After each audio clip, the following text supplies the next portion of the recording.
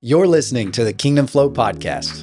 I'm Kyle Jones. And I'm Ian Sperry. Now more than ever, we're in a time where Christians, they need to rise up and hold the line that's being challenged every day. Listen in as we work to uncover ways to help you live your life by design and challenge the norm by helping you go all in on your faith. And don't forget to leave a review and subscribe to the show on the platform of your choice. Let's go.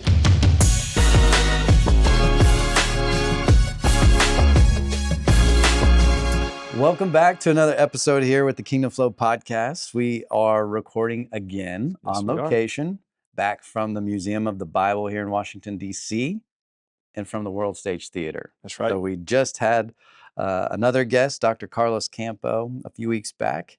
And we've got another lovely guest, Jerry Pattengale. Jerry, thank you so much for being here. It's good to be here, and especially the way we met. So I'll Yes. never forget that. You guys have an episode about it, so you don't need me to. No. So this is how We don't have to relive this again if we don't have to. I have one question for Jerry Okay. on this topic because, last time we were in DC, we met Dr. Carlos, who we mentioned, and we met a number of other people. You were also part of the group of people that we met that as we took we prayed with Pastor Brett Fuller at his House of Nations, and then we were going to a nice dinner. And in that journey, we told a story about how my friend over here lost his wallet, and we chased the wallet all over DC. And you actually stayed with us because we were going to dinner with some other folks were joining us. So you got to witness this. It was hilarious. It was like, where's Waldo? And you guys would get up to the van, and the guy had headphones on. Yes, He did. And you almost interrupted the wrong car. And here you guys we are. did. I forgot about that. By the too. way, to the listening audience, these guys are very successful in business.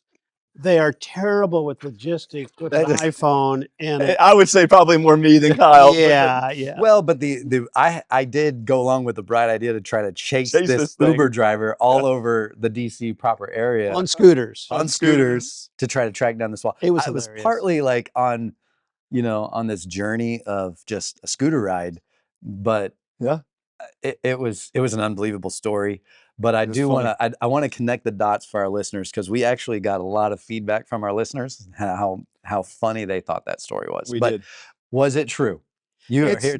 It's definitely true. In fact, they left out some of the details of the story because they Jeez. could have been even more self-effacing, but we'll leave it at that.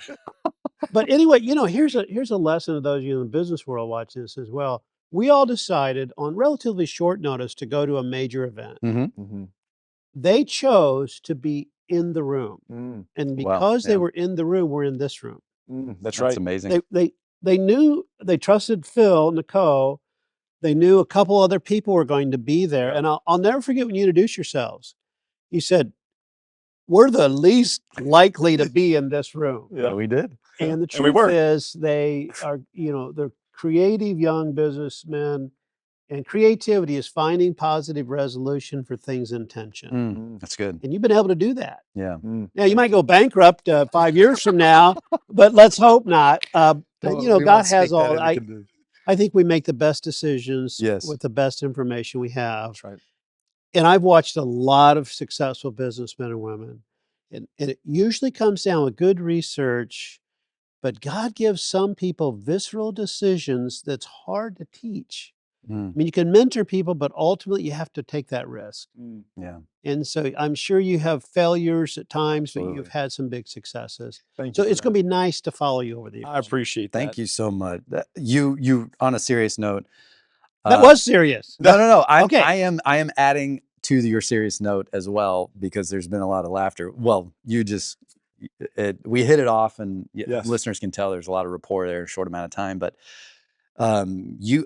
we just got to say thank you because you really did make this happen. Yeah. We had the connection with Phil, but Phil could get us into certain areas, but you got us in the World Stage Theater. That's right. You got us in the library. Like, this is the connections that we received just from saying yes. I mean, that's a story in itself for sure.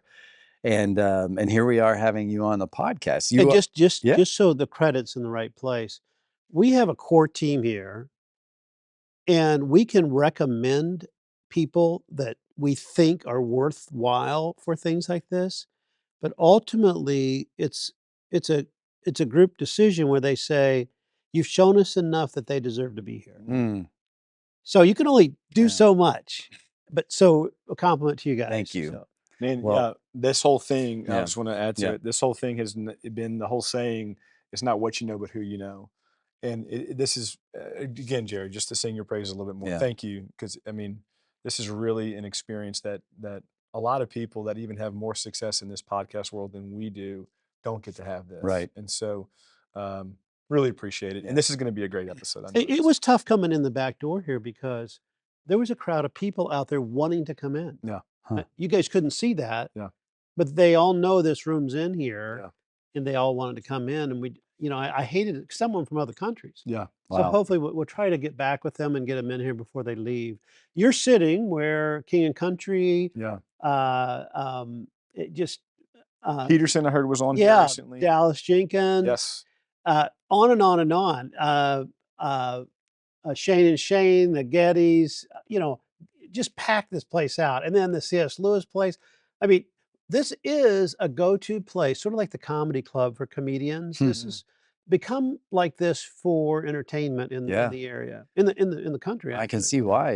It was done with excellence, a very intimate setting. Yes. It's beautiful too. So, Yeah.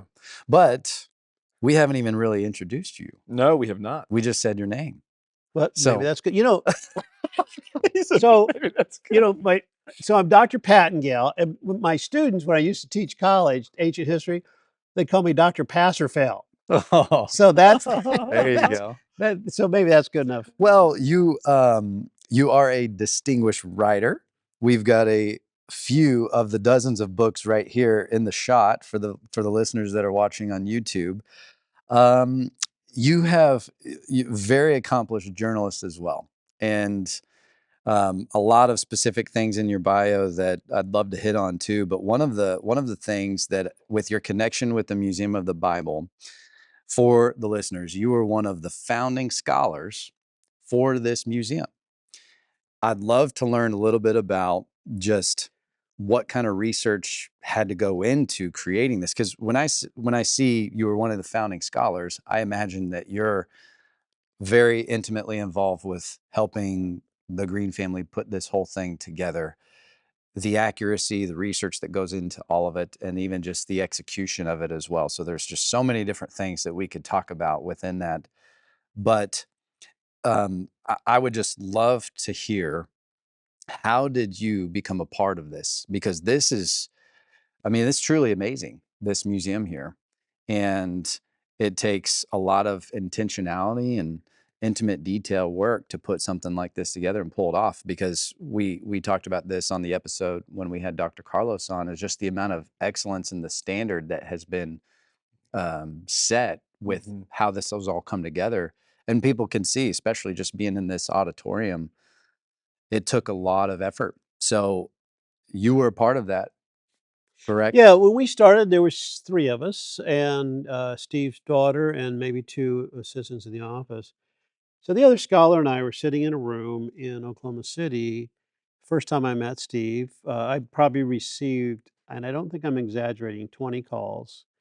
And I passed. I just didn't feel it was time. Hmm. I'd done this before and helped build what became the Holy Land Experience. And we had kids at home, 2 with chronic diseases. Just it was tough to think of doing. And I was writing. I was happy, and I didn't want to do it just to be around, another family. I was around a billionaire family before, and so I literally passed on it and just left it at that. And then one day, God just had me. He said, "Go and talk with them," and so I did. We're sitting around the table. Have you ever had that moment where everything changes? Something in that meeting with Steve Green, it was just 3 people in the room. Everything changed. It was like God said, "For such a time as this." And I said yes, and I just asked 3 things. And sorry if you guys know this. I No. can't remember what we talked Our about. listeners don't, yeah. I said, I don't want to move from Indiana. I want to spend the rest of my life where I grew up. I want to mentor people. I want to have a group. and we still do that. And my wife today is with a group she's been with for ever since she went there. We went there. He said, "Why would we do that? We don't even know if we're going to have a museum." He said, this is just conceptual. So it's me and another a pretty bright guy. He was with us about a year and a half. And then he said, what's your second request?" And I said, and you guys in business watching, you know this, or corporate setting, I said that I always have a direct line to you. Mhm. It was so funny. Steve Green is very approachable. Mark Green's very approachable. The whole family just very approachable. They're actually a lot of fun. And he said, "Why wouldn't you? There's only two of you."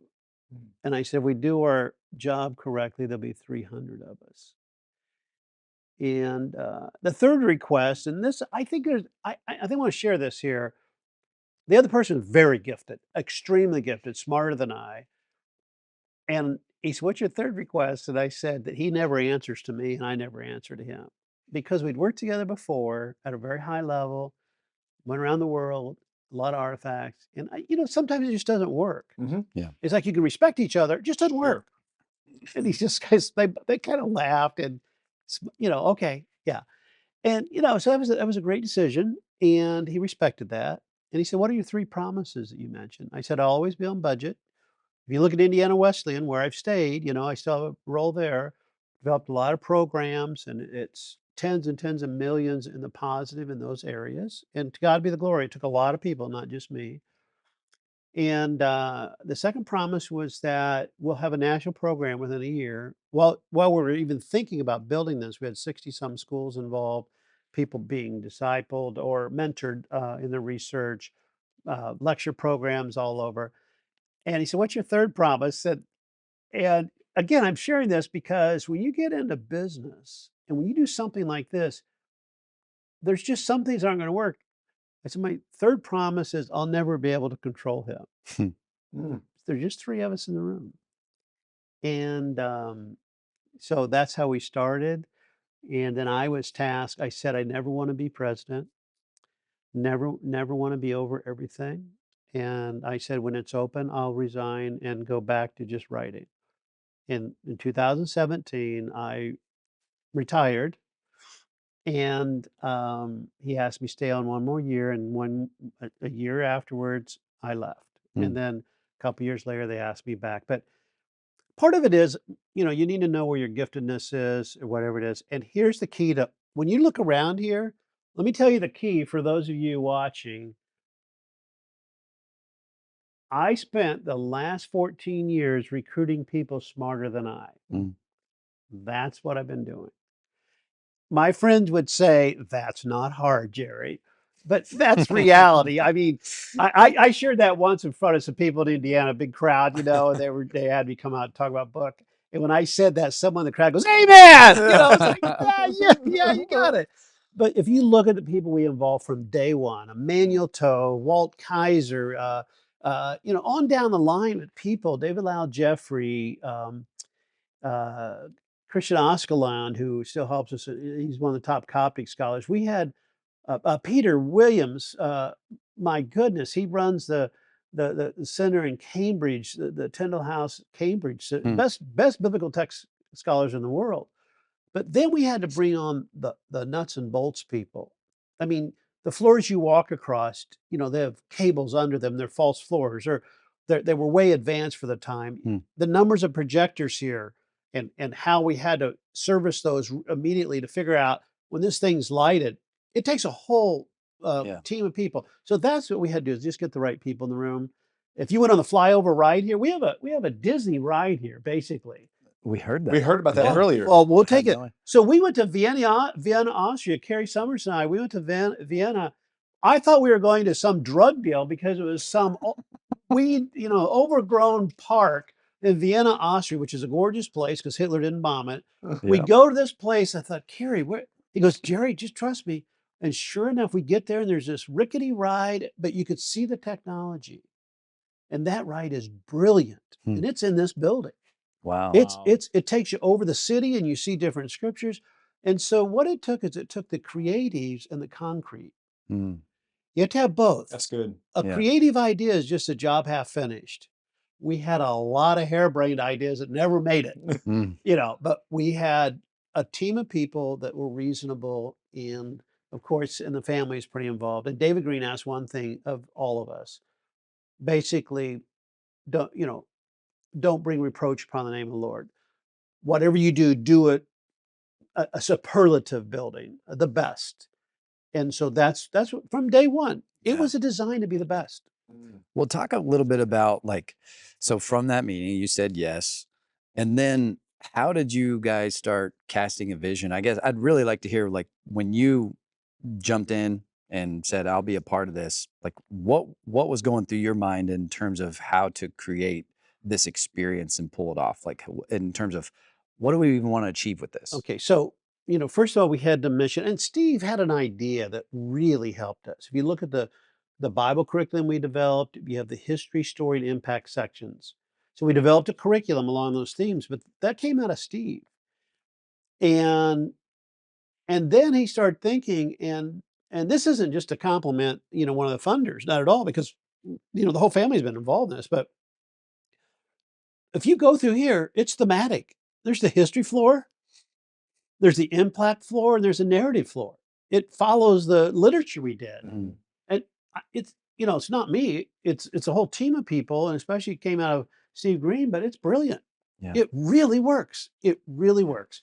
And then we have other floors, of course. So I think when God's had me develop different organizations through the years, is first of all, you have to have the solid mission. You have to know what it is you want to do.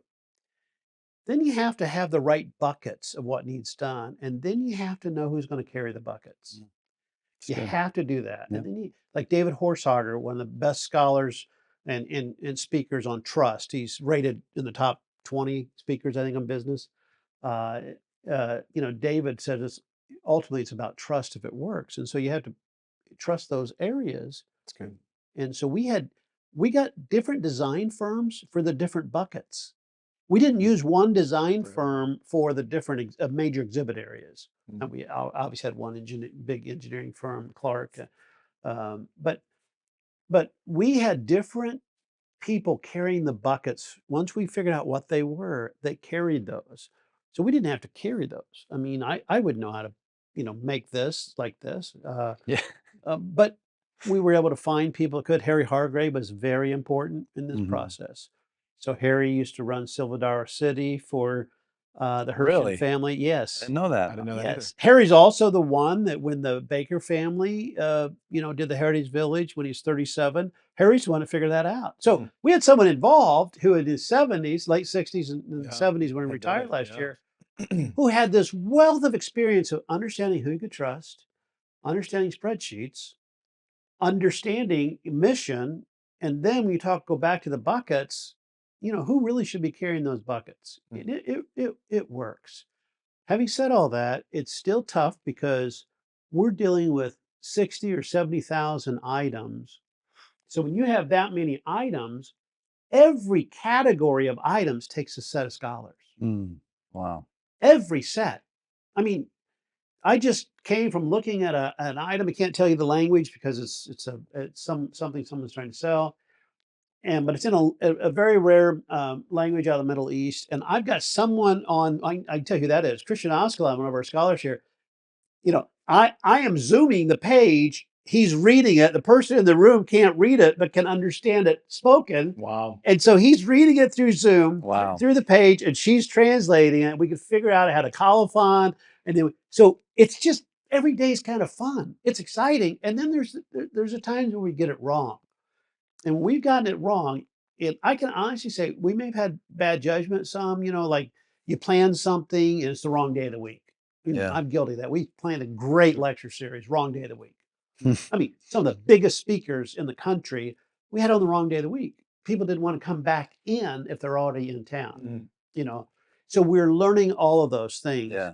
Other mistakes, we trusted people that they had issues and they intentionally deceived us with some of the artifacts. That's played out in the news, and they've been found guilty, and that's just tough. Yeah. So I have a question on that because my family and I went to Israel last year. I mentioned that when we met. And one of the things that I observed and learned was that they are very protective of their artifacts. And there's even some, you may know more about this, but there's even some laws that protect some of this as well. So my question is just in how was it determined for them to be able to let go of some of the artifacts that are from Israel that are now displayed here?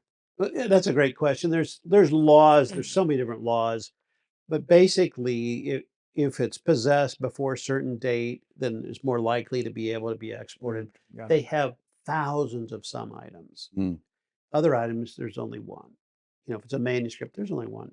If it's a manuscript, like any Dead Sea Scroll, we bought the Dead Sea Scrolls. The issue was, wait a minute, people wanted to know why those are outside of Israel. Well, legally, they could have left Israel earlier on. So we know that there was a legal way for them to be out. All the paperwork we had, they were legal.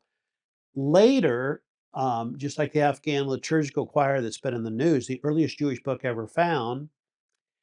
Later, we found out that some of the earliest documents that were shown to us were fraudulent Wow. from dealers that had top ratings. Mm.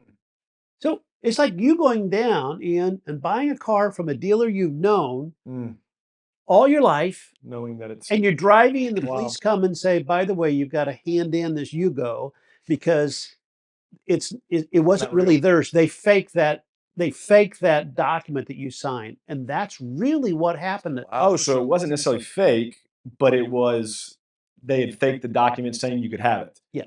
Oh. Yeah. So this played out in the news. If you go on and read about the Afghan liturgical choir, it's in the news right now. It's on display here. It's the oldest Jewish book ever found. And I remember we first saw that. I think it was 2001. We're in a room looking at it with a scholar. I didn't even know it was for sale. They just asked me to look at it. It's like, if he's right, that's obviously 100 years earlier than what it's listed as. I don't understand Wow. why people haven't bought it. I just couldn't understand it. Mm. I couldn't understand why it wasn't owned in the. I just couldn't. So I was asking questions about it. Well, they did find out it was 200 years earlier than what it was listed as in the description I saw. So we're pleased to have it here. So here's how that came out. Yeah. Once we realized the documents were wrong, and Herschel Hepler from our organization, he saw an old photograph in something kind of unrelated, but it's that book in someone's hand in a cave in Afghanistan. And it's supposed to be out of Cairo. So you don't have to be a rocket scientist to say that something's wrong. Something's Yeah. yeah. Something's wrong. He also found the photographer's name and found the photographer who took that picture in the 80s, Wow. figured out where it was, and then the whole story from the dealers unraveled. Wow. So what we did over the next few years, there's a lot of work, is we got the ambassador involved and some other people and said, look, obviously you don't want a Jewish item going back to Afghanistan, And so we had a wonderful celebration with dignitaries involving the right groups that represent that. And simply, the ownership wasn't as important as where it could reside because it really belongs to those people. Yeah. Those people who were killed or persecuted or had to flee, and that was left behind. And so what's great here is that the donors that are giving these items have no desire to possess them personally. They're giving everything away that they buy. Yeah. And so for them, it doesn't matter if the museum owns it or simply has the right to show it, Hold it, or yeah. another museum, quite frankly, as long as it's helping with the mission of what this museum is starting to do. And I've seen that firsthand. So Yeah. that's played out many times. I knew this podcast was going to go this way Yeah. because Jerry really is the most interesting man in the world. He's got. I don't drink. Just so you know this, I don't drink. I don't think I've had one Fall City beer, and that was 6th grade. So I don't drink. Well, I wanted to. So I want to transition to a couple things, Jerry, because I want to hear. I want the listeners to hear your story because you're obviously extremely accomplished. How many books published? Ballpark it. Dozens, yeah. Yeah, dozens of books published. I mean, helped really create what we're sitting in here today, along with other people, like you said, but was a major player in that. I want to rewind a little bit and go back to Jerry as either a kid or a boy. I want to hear your story. Like, How did you get into where you're at today? What was it like growing up? Just to hear a little bit more about this man that, I mean, truly, we sat at dinner Yeah. and we left the dinner going, I don't know if I've met a more interesting man that has just had amazing stories. You're a connector. You know people, and you just don't know them. You connect people with similar purpose, which I love about you.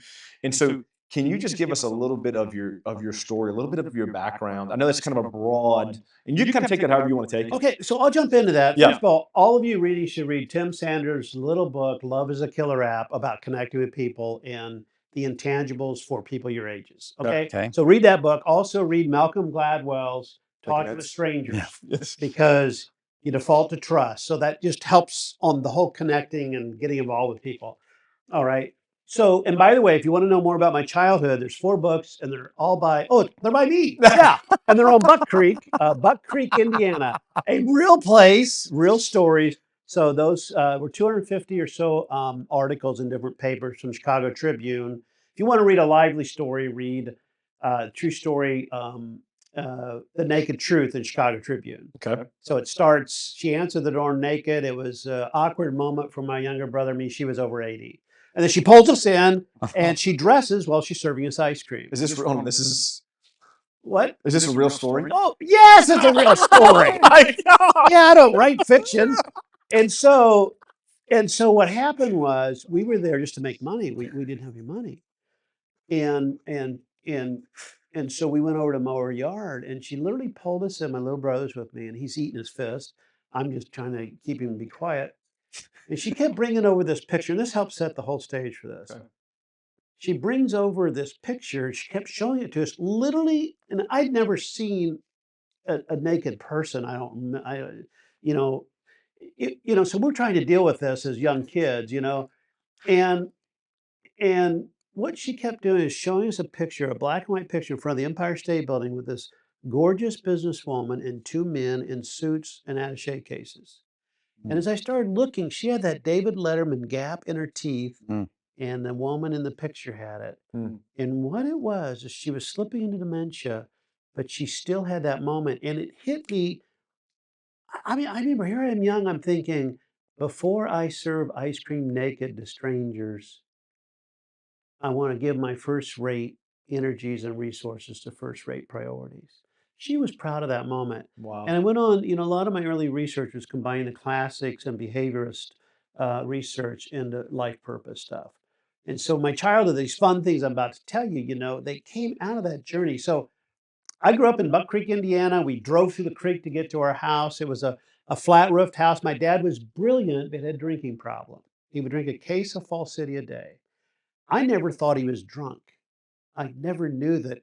I never knew him without, he was a nice dad, just never saw him much. Yeah. But he was brilliant. Everyone came to him to fix their cars. He built cars. He was a carpenter. What we didn't know is he actually had 2 families. So that's part of the story I may not have told you. And here's how bad it was for me. I found out later he named one of the other kids in the other family Jerry. Oh, I mean, it was Oh like, my oh, God. come on. You just can't do that. But he did. Wow. So everyone loved him. He was a fun guy. He was really smart, mechanic, a millwright carpenter. But we literally lived back in the woods, Hmm. and there were snakes everywhere. It was on a floodplain. Mm. We were so poor, that's all we could afford. One of the stories I tell is it starts out when the 4-foot snake dropped in front of me, the shower was over. I literally had a snake fall right in front of me while I'm showering. And my mom's like, she's like Medusa. She gets this arrow and stabs a thing and it goes around her arm. And there's 8 of us kids, plus another family. You can ask all the kids about this story. I mean, it happened back on the floodplain. And so when you grow up like that, I mean, you're out collecting sassafras roots and selling them, selling them for tea. You're collecting crawdads. I would sell crawdads, a hard shell for 1 cent each at the bait shop on Route 25, and 2 cents for soft crawl. Night crawlers, a dozen, you get $1 a dozen. They sell them for 2 back then or whatever. 50. So I grew up so task oriented. When I went fishing, I wanted to catch 20 fish. I didn't want to catch 1. Now, I would fish with a hook. Now, my uncles, one of the stories is we heard explosions, on our property. We had a Sugar Creek, and we said, "What in the world's going on?" We went back there. They were fishing. Dynamite? Yes. And I was like, "What in the world?" And so I grew up. The firemen broke into my Uncle Buck's house, and they had to crawl over a pile of antlers. And this is in Colburn, Indiana. And so we would go mushroom hunting. They wouldn't come back with a little box. They'd need a pickup truck. I mean, they grew up doing this. And so I became so task oriented early on.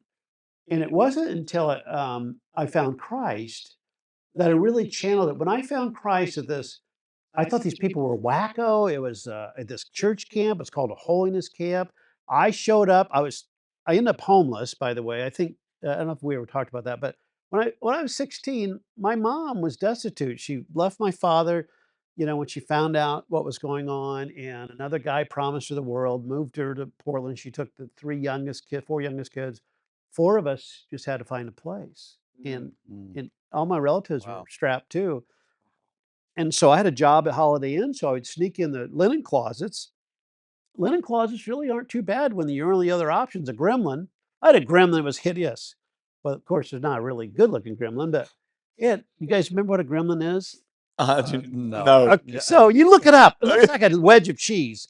It had big Krager tires. It had about a 15-foot CB antenna. You remember what CB antenna is? Yes, Yeah. I know what that Big, is. I'd take street lights out, It was so big.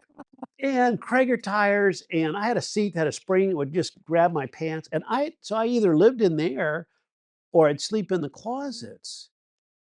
And and so that summer, and I'll come back to, don't let me forget to tell the end story that relates directly to one of the major rooms here, Yeah. directly with the Holiday Inn. So I remember, I remember there was something different about the girls in our school. Don Palmer, who I just spoke to his group of businessmen in Indy, Russ Polium.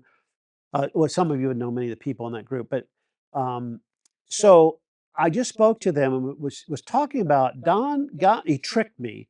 I was at Harrison High School. I was an athlete. I wasn't a good athlete, but I was an athlete. What sport? That's irrelative. But anyway, I didn't know you were an I didn't know athlete. either. yeah.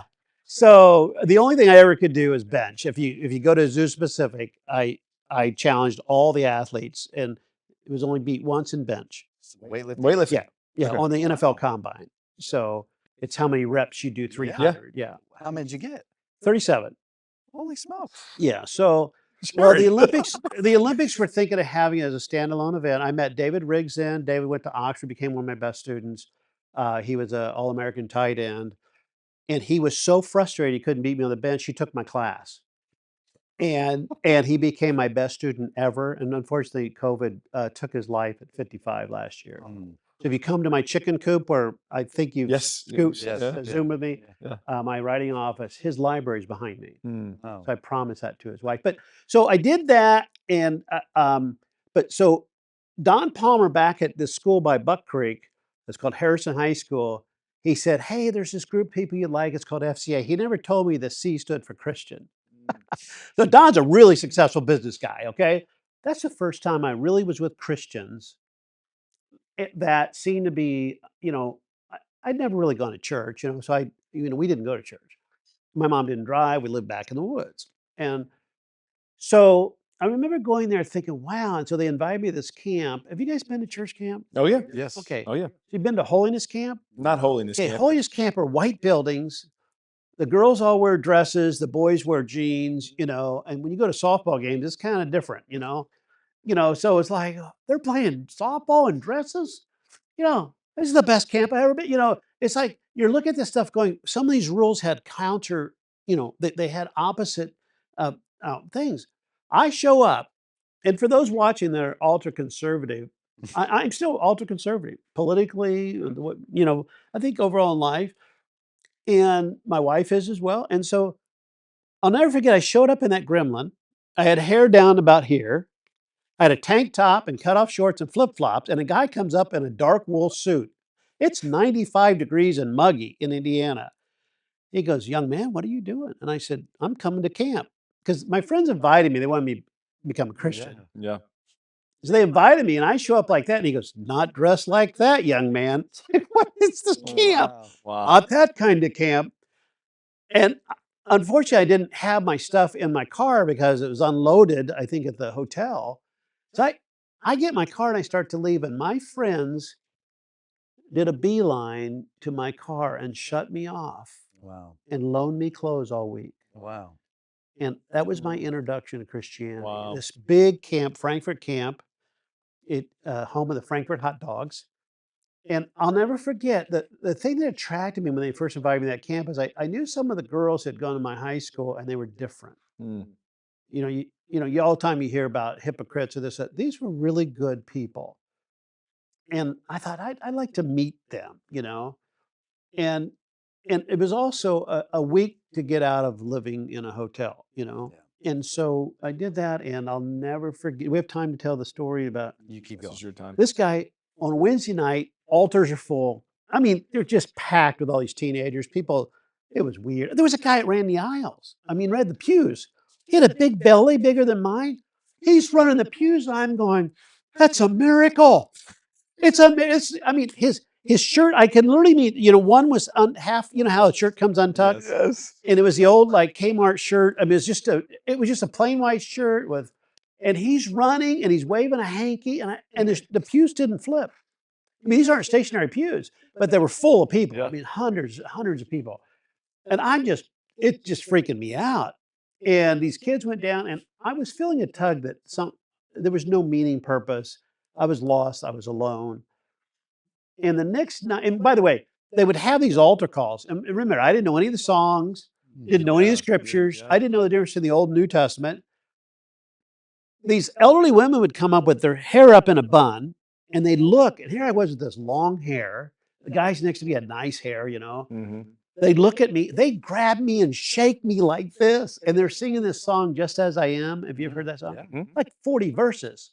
It's like, how long can they shake me? So the next night, on Wednesday night, so that was Sunday, Monday, Tuesday. It took me a little long to figure it out. They come walking down on Wednesday. I point to the guy next to me, and They grab him. They come up, and I go like this. I mean, but on Thursday night, something happened in the day where someone was talking to me a little bit, and that night, you ever go into something knowing that something's different and God's got a hold of you? And I'm Arminian. So I have the free will. I believe in free will. Mhm. But I must say, we have a sovereign God, and the Holy Spirit was on me. And this guy, the next night, so they have alternating pastors. So Wednesday night, a great sermon. Thursday night, it was a flop. It was the worst sermon. I mean, looking back, it was terrible. There was this counselor up there, and he's telling stories, and people were telling me they know the city he lives in. He didn't use their names, but he knew who the people were. And he's telling you the stories from the pulpit. I'm going, if I go up there tonight, they're going to think I'm that person. They're going to think I do that sin. I mean, these are weird sins. I was pretty sheltered. And so, but when it came to the altar call, it was the scripture, being shared. And I went to the altar. Wasn't really emotional. And I remember when I left camp, I got saved. It wasn't emotional. I was the only one that night at the altar. Mm. The night before, they were Packed packed. out. And these have double altars. I mean, it's Mhm. big.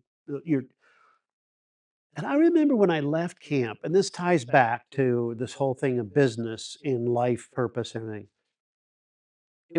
It was a distinct message to me from God that I was driving somewhere for the first time. Hmm. That I wasn't just driving, I was actually going somewhere. Hmm. Well, as college recruiters would have it, they found out I got saved, this hippie guy from Buck Creek, and I did fine in school. I'm not the smartest guy around, but I can memorize anything, so it's like, so I had a full ride. I had a double full ride if I went to Indiana Wesleyan, which was then Marion College. So you're living in a hotel linen closet, or you go with a free ride plus to a college. I'd never seen the college. I get there, wake up in the morning, I wanted to leave. It was so homely back then. It was homely, but it was a place to live. Mm. And I'll end this part of the story with this. But now it's gorgeous. It's one of the best colleges in the country. It's one of the best Christian colleges in the world. And no debt, 15,000 students, still conservative, gorgeous campus, 10 campuses. Well, anyway, I sat in this class with a guy who was traveling the world for, you know what YWAM is? Youth Yes. with a Mission. Yeah. He was their worldview speaker. Mm. I didn't know what YWAM was, you know, I would have thought it was a medicine. I mean, literally, I thought like SAT, I thought it was the tense of to sit. I mean, I didn't know anything about this stuff. I could just memorize stuff. And I literally had an English teacher when I started college who circled the word of and said, young man, that is not a verb. Should have. I literally didn't know. Wow. Mhm. So I grew up with parents who had, I think, junior high education at best, didn't go to no high school diplomas, but both of them very smart. My mom was a really good person. We restored the relationship afterwards. It was really wonderful last 20 years with her. But I'm sitting in this class, and the first lecture I tried to drop it. He starts this class. Remember, I'm 16. I just turned 17 and school started. I'm sitting there, and I thought I'm going to sit in the front row. Sitting there, this long hair. And there's this old football ad where the stereo comes and blows the quarterback's hair back. It was like he starts with goes, and he filled the board up. You're too young to remember chalkboards. Oh, I remember remember And then he did whiteboards. He'd fill the whole thing up. Glenn Martin. And here's how he starts. He goes, I want to tell you something, young men and women, and never forget this. Never forget this, my friend. The ultimate question is not one of philosophy, but it's theology. Is God who he is because of who I am, or am I who I am because of who God is? Mm. And I thought, why hasn't anyone ever asked me that before or shared? It got my attention. And then it is like I had to drop his class. It's like, he goes, but the philosophical questions that really help you are ontological, teleological, axiological, epistemological, presuppositional analysis, da da da da. It's like, oh my goodness, these are multisyllabic words. I had no idea what he was talking about. And that question grabbed me, but it was the second class when he asked it again. Yeah. God got a hold of my heart, and I took every class I could from him. And I ended up giving his eulogy like 20, 30 years Wow. later. And you know what he died from? Mm. He died from a brain malignant tumor that came out of the front of his head. And he would go still sit in front of his class. And he would lecture as long as God would give him the words. And I didn't plan to talk about any of this. So we'd go try to see him in the hospital. And it was just unbelievable that a man that brilliant died from something with his brain. Yeah. Traveled all over the world, talked about this. Oh, phenomenal.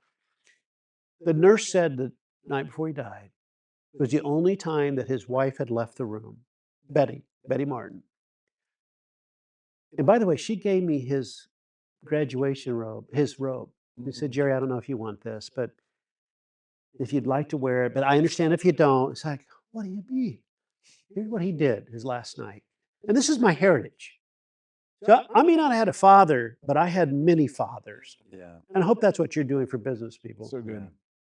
They said the nurse was sitting there and she heard a noise. He'd been in a coma for like 3 or 4 days. No, hadn't said anything. He said he took his hand like a piece of chalk. He puts it in the air and he writes a lecture. And he goes on and on and on. And then he puts his hand down as if he's finished, closed his eyes, and he died. Wow. And, his wife said, she said, that was for an audience of one. Mm. And I think if we can leave people with something that's a framework to build our lives on and a consistent reputation to respect, Mm. it really helps people. Yeah. You two are young. I don't know your lives. I remember something you told me, though, the night that you got lost on the scooter. I mean, you guys got to go listen to that episode.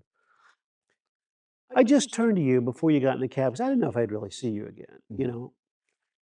And I just wanted to be a fatherly type of grandfatherly, probably, at my age. And I said, how's your marriage going? I remember you're waiting on your Uber and you're standing there.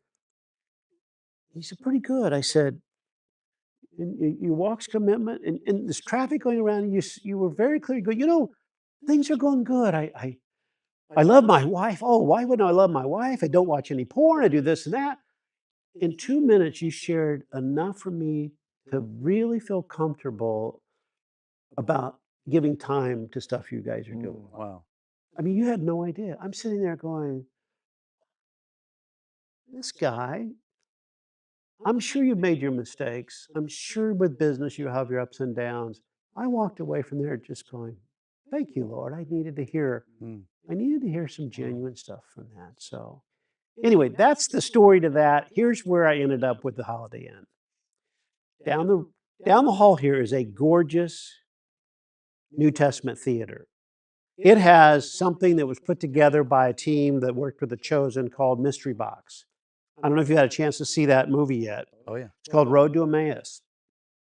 I was asked to come in and help to monitor that and help, lead the editing and all that, remotely with the team. They filmed it in South Africa. And when it opened, the funders came. Guess who the funders were for that? The main funders. There's some wonderful funders for that program, and I hope I don't know if the others would want to be mentioned, but yeah, their names are on the wall there. But these were the heirs of the Holiday Inn fortune, Oh wow. Jack and Betty Moore. Now Jack is great on his own right, business wise. When we first started talking about this project, Harry Hargrave turns to them on Zoom. He goes, Jerry, would you mind telling the story about your connection with Holiday Inn? Wow. Wow. Here we are, Jack and Betty Moore, founder of Holiday Inn's daughter. She's in the main picture of the founding of Holiday Inn. And I start telling that story, and these two wonderful people start crying. Mm. I start crying. We're having a cry fest, and this is a funding meeting, and it wasn't contrived at all. Harry just said, Jerry, you do have a connection with Holiday Inn. And it was a special bond to them. I've never asked any of the billionaires I worked with or millionaires, I've never asked them for a dime personally. I mean, I get retainers for helping. I mean, and they set the price. I've never asked for a raise. But I'll tell you something, those moments of that mutual project and trust and a common cause is worth it. Oh, Mm. when I die, I'll be like some of the missionaries I've written about or you've read about. It's like, I'm not sure I'm going to want people in my room the last day because as one missionary, told this friend of mine, literally the missionary was in the room and the person said, look, I love you, but could you please leave? I've been waiting all my life for this moment to see Jesus. Mm. Wow. And these people give me hope to do that. If you just, I mean, they were here, they were in the other room, and it's kind of a full circle. And God in His sovereignty knew that when I walked into that Holiday Inn at 15 years old, I had to arm wrestle the manager in order to get the job. Wow. He wasn't going to hire me. I started to walk out. I turned around. And I said, "I'll arm wrestle you." He would have beat me. I wasn't weightlifting then, but he said, "You know what? I'm going to hire you. I'm going to take a chance on you." And God knew that when I turned around and went back in and challenged him, because I didn't have any money, Mm. family didn't, and some days I would walk, I'd walk miles to work some days, and I got a bike and so forth. But God knew that when I turned around and walked there, He knew that one day I'd be walking into the New Testament theater with them. Mm. Wow. So that's a long answer to your Jerry, question. No, Jerry. this is a That's great answer. And when you're talking, I want to tell you this. It's your life story is really a Joseph story.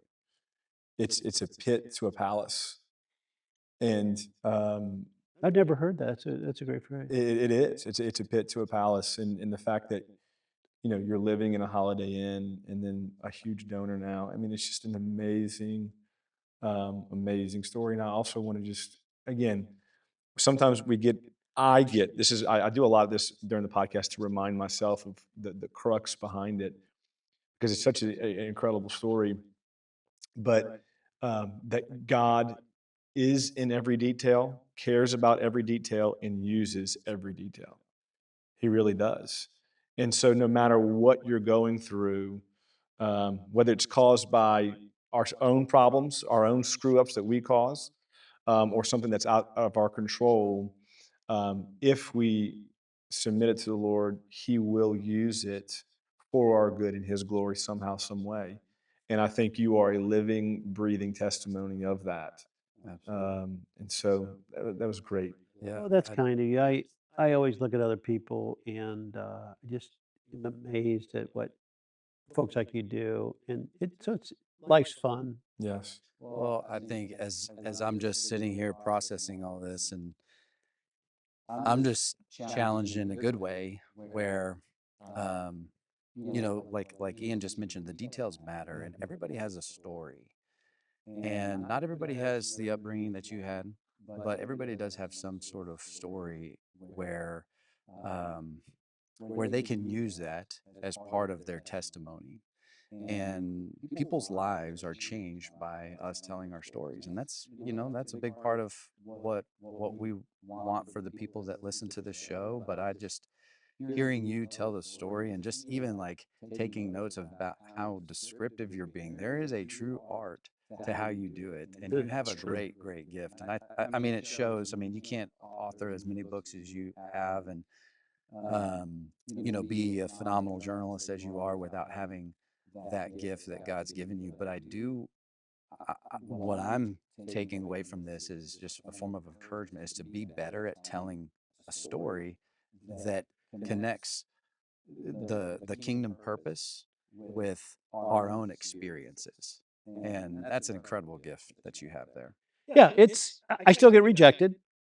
Sure. Just this week, I had an article accepted within an hour from one of the top 5 places you'd probably submit to.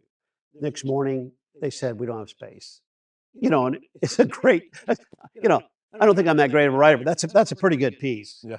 And, so, so I hope it gets picked up because when I get stuck when I'm writing or sometimes, something comes to me, I literally sit in my chicken coop, my laptop out, and I'll turn my hands and say, "Lord, help me to Mm. find the right words." And I study all kinds of authors. I count word structures. Some people just have, Russell Moore is a great writer. I don't agree with his position on politics at all. I shouldn't say at all, but I don't agree with some of the things he writes. But he's a great writer. Michael Gerson. Michael was a friend. I didn't agree with some of his stuff. And I spoke on Capitol Hill the day he died, but I studied these writers. George Will, you're probably too young to remember George Will. He had the most multisyllabic words. I'd have to look them up, Mm. but I got better for doing that. And I think penultimate, the first time I saw it used in a tactful way probably was with him. And so it's a journey. For those watching, just so you know, I got turned down 10 years straight for books. I Mm. was doing research pieces. My first manuscript I sent out, I just started teaching at a zoo specific. I was single, living up in a 2-room cabin with no phone, TV, or radio for 3 years. I saved that money and bought houses, and I only made 36,000 a year. And so, but you know, I think I had 3 houses. So if someone missed their rent for 2 weeks, It was hurting. I was hurting. Yeah. I was in debtor's prison. I mean, I had no. Remember, I don't have any relatives. It can help. I had no plan B. Wow. But God sustained. I met Cindy. We bought another house on land contract. It just sold. Unfortunately, we sold. Well, not unfortunately. We sold it like 29 years ago. It just sold last week. We sold it 29 years ago for 259,000. It just sold for 1.49. So you think, oh, and I made my mistakes. I cashed in an IRA to help a couple, and I lost $1 million probably by now on that. But God had, it's not a mistake. It's a financial mistake, but God really wanted me to try to help that couple. Mm. And I did. And it was a beautiful condo we owned together for a while. And so I lost money on the condo and when condos went down, then I lost them on the IRA. But, you know, it's been great. But on that first book, I got a letter back from Baker Bookhouse. It was kind of a devotional piece. And the letter literally said, God may have told you to submit this manuscript, but he didn't tell us to publish it. Wow. That's my first letter. I So, hope you framed that. so here's a, it's, I think it's even better than that. So that's, they get about, so I've been fortunate to do books with Tyndall House and University Press recently. Both of them were getting 10,000 unsolicited manuscripts annually. Mm. You know how many they published? Zero. Ron Beers at Tyndall House told me that. John Boyd at University Press told me that. And Lynn Kreiderman, when he was his honorman, said they were getting 7,000. That's how tough it is to get in the major trade money. So fast forward about 12 years. I'm a keynote for guess who? Baker Bookhouse. Oh, wow. So what would you do? You tell the story. Yeah, I get up and, and I just showed him some artifacts. I was working with the Van Campen family. We had a beautiful house in Grand Haven on a beautiful street, and they come and they're all there, all the editor team. So I stood up, took a piece of paper out and said, I want to read you. I just got writing and I want to tell you about my start in writing. And I said, God may have told you to submit that to us. And before I could finish, someone goes, we fired him. He's no longer with us. That is And I hilarious. just laughed and I said, you know what? Yeah, it was a little tough. It was a little candid, but that manuscript didn't deserve to be published. Wow. So I was actually giving him a shout out on his decision, but not his candor, so Sure. so yeah, I've been through those. I still go through those at 66. I still have moments where someone else will get something accepted. I had a major celebrity. I was chosen to be the writer for her novel. Major, I'll leave her name out of this. I was chosen blindly from 3 writers. This just happened about 4 years ago. The book just came out. I got to watch it because people do all kinds of searching. Yeah. I once had an article come out and they left the metadata on the Christianity Today article on the antiquities fraud. It's called Inside the Room of the First Century Mark Saga. Well, there's a picture in there. Oh, wow. It came out, someone called me, Elijah Hickson, a great scholar. He's got his own book out, a couple books. You can call him and verify this. He said, Jerry, and I think he was in Cambridge. He goes, Jerry, I'm looking at a pretty nice looking Bedford stone house, a beautiful yard, looks like a Scottish kilt or something like that. He goes, there's a kind of a pond beside it. I go, you're looking at my house. I go, how do you know where I live? He goes, because they didn't strip the metadata off of the picture. So people can trace anything we're saying. I mean, they just can. And they do that to the politicians Yeah. and everything. So, it's been a joyful journey. And I have, I could have done some things a lot better. I'm not the best writer, but I do the best with the gifts God's given me and try to be faithful to that. And I have a routine that I try to write a publishable page a day. Wow. And I've done that for 40 years. Wow. So there's a lot of pages that will never be published. That's a lot of content. And but what happens today is people will write stuff on their computers and they have a hard time erasing it. Mhm. And some of the ancient manuscripts I see, they're tanning an animal and making vellum, and you still see sections crossed out sometimes. It's like this, this doesn't deserve to be published. So we do the best in the time we have, and I just, I hope it's helpful for people. Absolutely. I think it was. I think this has been great. This has been amazing. Hey, you talked about connecting. I got to tell you about this. Oh, So, yeah. The The wild so side. for those of you watching, a lot of times say, Jerry, connect me. I'm going to tell you a funny story. So a friend of mine, Ken Carpenter, he's great in film. You'll see some of his movies. Well, he works a lot with Ryan Whitaker Smith. So at first it was Ryan Whitaker, wasn't quite making a connection, but he didn't use Ryan Whitaker Smith for other reasons. There's another Ryan Smith out there, so he used Ryan Whitaker. It's Michael W. Smith's son. Okay, so I figured that out eventually. He's asking questions on books and publishing. He's just getting started. He's really good in film. You know some of his films. And, they live in Franklin. I've been going to Franklin for 35 years with editors. And so went to his house for the opening of this book on, Christmas. He has a great Christmas book with on Chesterton. So they send me they send the box. You get, the presses send a nice box kind of wrapped up. In it are these socks, or excuse me, they're actually different socks, but they're socks like this that actually have a picture of the cover of his book on it. That's amazing. So they look very similar to this, but I love it. anyway, yeah. That's great. Well, Jerry, oh, sorry, go ahead. No. No, I was just, man, I want to just thank you for your vulnerability. Yeah. You know, your life is going to speak to a lot of people. And so I just really, really, really appreciate it. I'd like to know, I know we can just Google your name, honestly, and there's a lot that comes up, but I would love to know, where can people find your books? Where can people find more about you? Because I know that people are listening are going to be interested in what you have to say.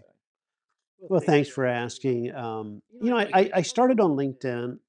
I got off of social media. We did a dig in the desert, and it was a top 10 website for a while. I was told. I'd never Googled it, Yeah. but this was in '97. But because I was working with families, I was finding out that people were tracking where we were at Mm. because the other fellow was putting everything on Facebook. So I got off of social media after that, Okay. and that's not good. I was flown to McGraw-Hill's central office. I did 2 books in McGraw-Hill out of Chicago. They flew me to actually take on people like Gladwell and others. I mean, the fellow took me out, told me that anyway. We went to an Italian meal and all. And the first question he asked, remember, I'd already done 2 books with them. And so they're asking me to take my Buck Creek books, all that stuff, and turn it into, and there's one major book. I won't give the title there so someone doesn't take it. But the first question asked was, "What are your social media numbers?" That was the first question. Wow. It's like, I looked at him over some meal I didn't even know we were eating, and I just said, "That's your first question." I mean, we just came from one of the most gorgeous offices. When you go around Madison Square Garden there, or Market Square Arena, which one is it in New York?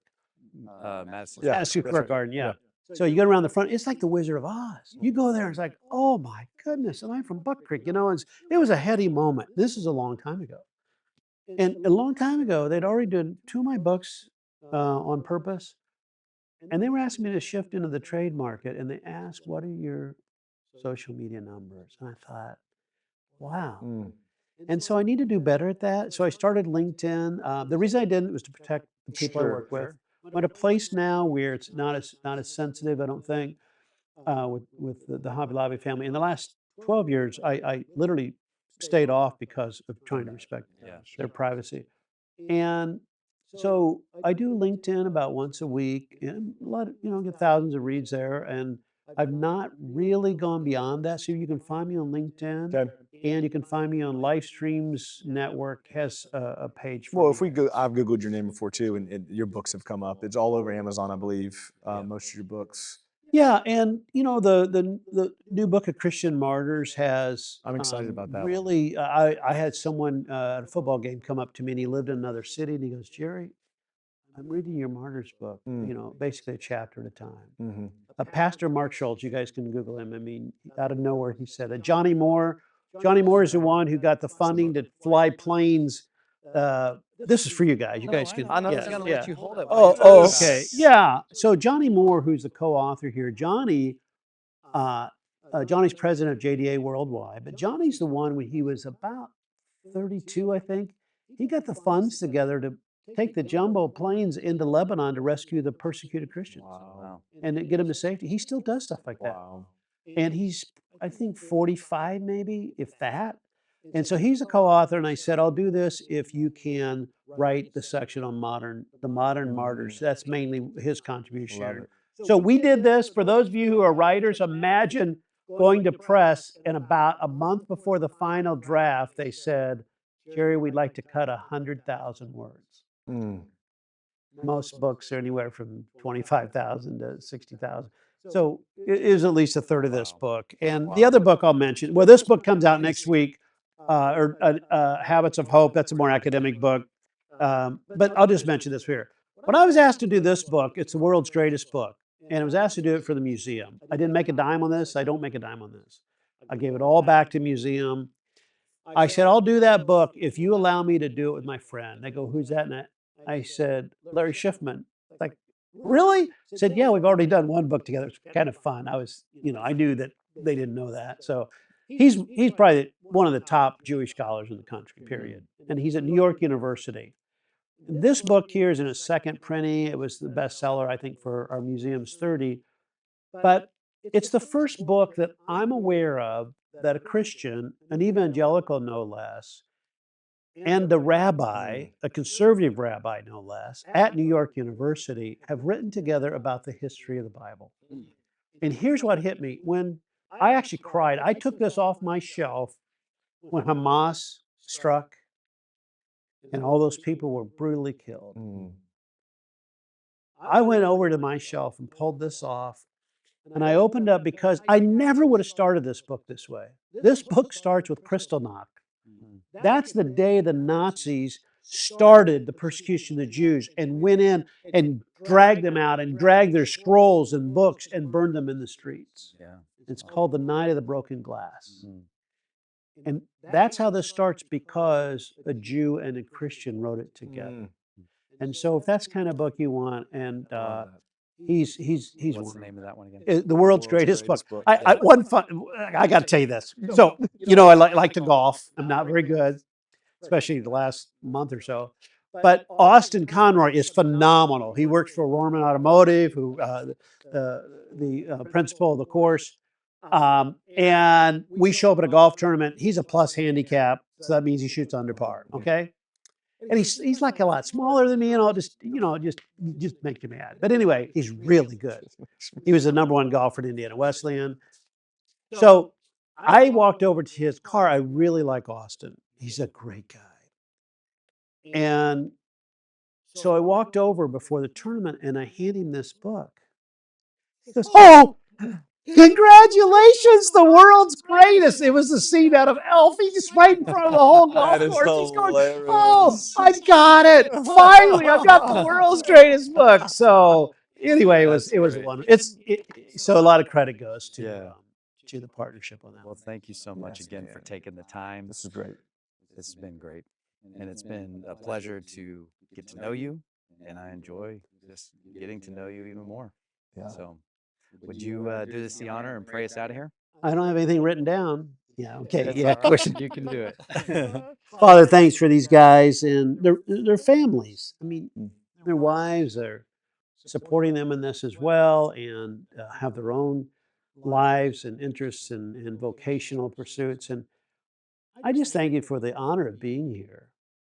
And I just pray that whatever words any of us write or speak are for positive gains. Be with the funders of projects, whether it's the Moores or the Greens or whomever.